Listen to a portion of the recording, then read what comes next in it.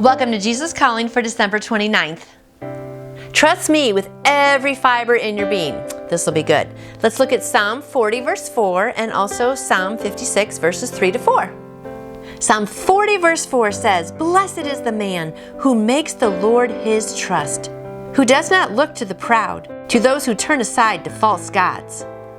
And I love Psalm 56 verse 3 to 4. "When I am afraid, I will trust in you. In God, whose word I praise. In God I trust. I will not be afraid. What can mortal man do to me?" Trust in me with every fiber of your being. What I can accomplish in and through you is proportional to how much you depend on me. One aspect of this is the degree to which you trust me in a crisis or major decision. Some people fail miserably here, while others are at their best in tough times. Another aspect is even more telling: the constancy of your trust in me. People who rely on me in the midst of adversity may forget about me when life is flowing smoothly. Difficult times can jolt you into awareness of your need for me, whereas smooth sailing can lull you into the stupor of self-sufficiency. I never want to be self-sufficient, do you? I want to be God-dependent, for sure. I care as much about your tiny trust steps through daily life as about your dramatic leaps of faith. You may think that no one notices, but the one who is always beside you sees everything and rejoices. Consistently trusting in me is vital to flourishing in my presence. I like that.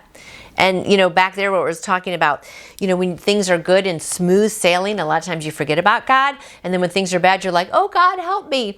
We cry out to him again. So it's really important just to be trusting him all the time. But I'm going to go back and read that beginning line one more time because that was a good one.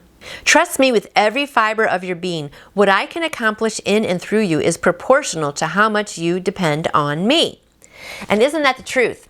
If we're depending on God, he's going to be able to use us and to get us through hard times and to use us to help other people. So every morning, I know I've said this before, but when I wake up, I look up and I say, "What are we doing today?" Because I want him to know I'm depending on him, but I also want him to know that I want to give him my day. I do have a plan for things that I would like to do, and I try to accomplish those things, but if there's an interruption somehow, then I just think, "Oh, maybe this is a God moment. I'm supposed to help this person over here."